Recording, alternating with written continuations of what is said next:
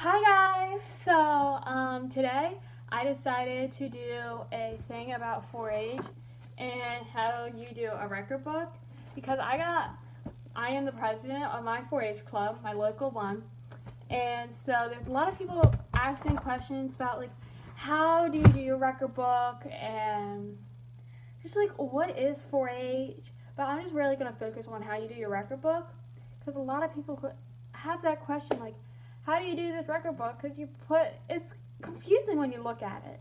When you first look at it, it's very confusing. So I hope this video clarifies some stuff for you guys.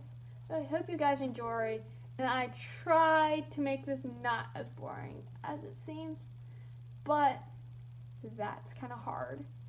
So I'll make this as fun and as painless as possible. So hope you guys enjoy. Whatever happened to predictability? The milkman, the paper boy, the evening TV. You miss your old familiar friends, but waiting just around the bend. Everywhere you look, there's a heart, a hand to hold on to. Everywhere you look, there's a touch of somebody who needs you. When you're lost out there and you're all alone, a light is waiting to carry you home. Everywhere you look. So this is my record book, and when you first open it up, when you're starting a record book, you should have these tan dividers that are really boring, and they should be 1, 2, 3. You should have 8 of these dividers in here. And your first thing that should be behind your first divider should be your table of contents that tells everyone what is in there. And I always try to make my table of contents look pretty, just like, yeah, that's me. And so behind that will be your picture page. And I will show you what you put on your picture page.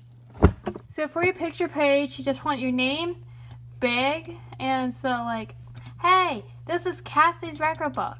So you just want it very big, not probably that big, like this big. And you just put some pictures of you. So I'll do you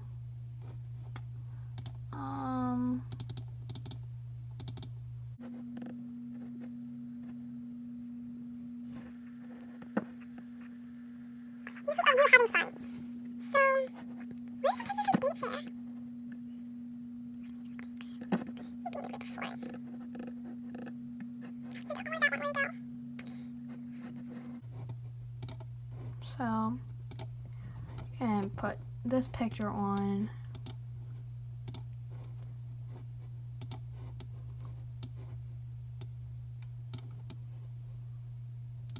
You can put it in a frame. You can just make it kind of look fun. This is what my picture page looks like, and this will be my final picture page once I print it off, and then I'll put it in my book. So we'll go back to my record book, and I'll look what is next. I still have this set up from last year so I don't get out of order.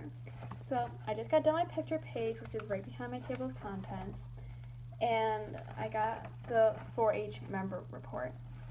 And so they have changed it up from the year before, so I'll grab the new printout, which is right here. And so basically you just do what it says, fill in the blanks. So your name, what's your name? I'm not gonna show this very much because I have my address on it, and I don't want you guys to know where I live. And so I got another page like this, and you list your communication activities. So like if you did any demonstrations, which a demonstration is required to have your activity guide completed, and then so you'll write down what demonstrations you did. And so after that you have awards and honors, which is just 4-H awards and honors. So like your state fair or your farm fair, you can put in your placings. Like, so I got at Maryland State Fair, I did state senior hunter equitation, and I got first in that. So I wrote down that as one of my awards. And then in the next, you'll put down what meetings you attended and what meetings you didn't attend. You'll put down any committees or offices you held. So, of course, mine would be Easy Riders President. And so, under description, I wrote led and prepared meetings. And you can put down your other ones, like there's a couple more I have written down. And then you have promotional activities. So, like, if you had, like, my club went to Tractor Supply and had a booth there and handed out flyers and stuff to try and get more people interested in our club. So that would be something you could put down.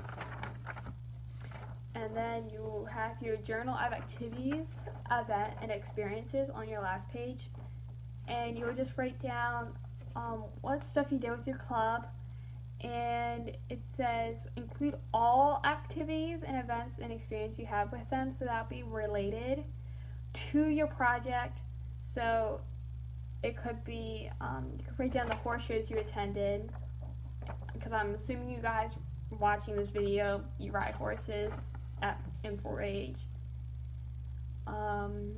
Your places you volunteered at is one, because it says you could write down your community service stuff. So that's what you do under 4-H member report. Oh, I forgot to get out of order. And so after that, so we'll flip. So we got table of contents, picture page, member report, and the next one is your 4-H story.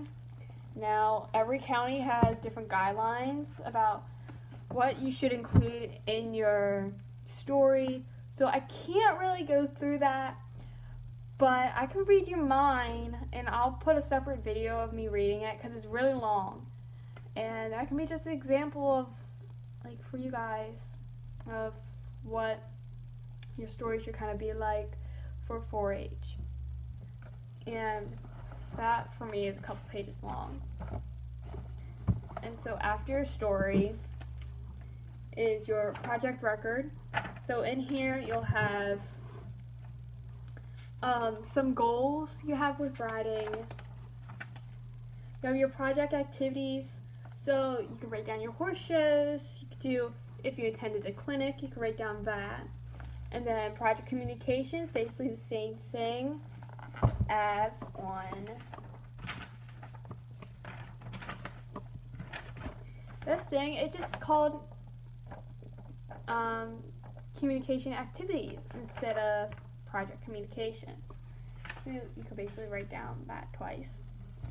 That's basically all it's asking.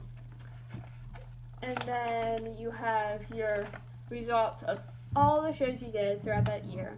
This is from last year because I haven't finished mine yet. And so every single show I did. So I did one at Kay's Farm, I did one at Flying Chain, I did one at McDonough, Farm Fair, Claydoff Manor, Paddock Place, Ludwig's, Molly Hill Farm, Country Hill Farm. So I just kept on going and just naming the division, the date, then who I was riding, and the place. And then in here you write information about your horses.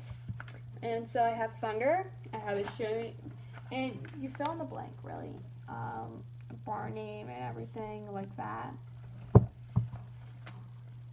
And then you feed expenses. So if this is where it gets tricky, because most of you guys bored probably. You don't have your horses at your own place, unlike me. Because I keep my horses here, so I know exactly like how much I'm spending throughout the whole year and stuff. So I know I bought feed on this date because I have receipts. But maybe you're boring, where you're bored at, they don't have receipts, or you just don't know how much your horse is eating. So let's say your horse is getting fed maybe like sweet feed or something, and it is $15 to buy your sweet feed, and it comes in a 15-pound bag. So 50-pound bag, sorry. And you just have to estimate. So my horse gets fed, let's say, a pound a day, once a day, and so 50 pounds was spent over 50 days. So go on the calendar and count 50 days, and then you bought a bag of feed, and then just put it down like that. That would work, because that would be as accurate as you're gonna get from a boarding place. And under that would be health and veterinary records. So like when your vet comes out and gives your horse vaccines, you would write down vaccines, and then Coggins underneath it, and then you would, in treatment, you would say vaccines. So after the health and veterinary record and expenses, that is table 3 if you're following along. We have the farrier record and expenses, so that is every time the farrier came out. You just make an X in the box of what they did.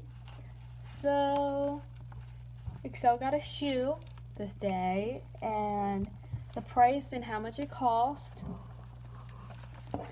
And then your income record, so it's any prize money or anything you got from like selling one of your horses.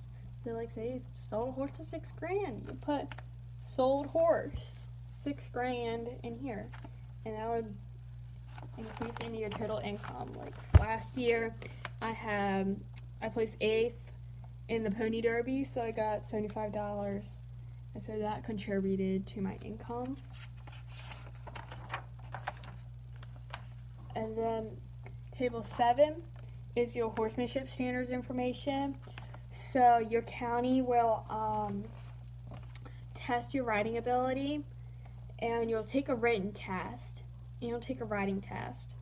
And with my county, you only need to get up to level 3, so I'm not anywhere past that, because I'm just not going any farther than level 3, because my county doesn't issue anything past level 3. Once you get level 3, that's your top level. But other counties, they go all the way up to 6. And so you would type in the month and the date. You don't even have to take it that year that you're doing this. Maybe you took it last year, so just put last, like, this is a 2016. No, it would be 2017 because it was last year's. I put July 2015 because that's when I took it. And I put my jumping in July 2015. And then so out of here, you would go in and add income. So you would go back to table 6, look at your total, 170, and put 170 there. And then you would look at your expenses. So you would go back to your feed table and do the same thing. You would do the same thing with the veterinary and farrier and total that up. And then you would subtract this from this, and that will become negative most likely, unless like you're like really good at that stuff. And you would see if it was a profit or a loss. And I was in loss of $923.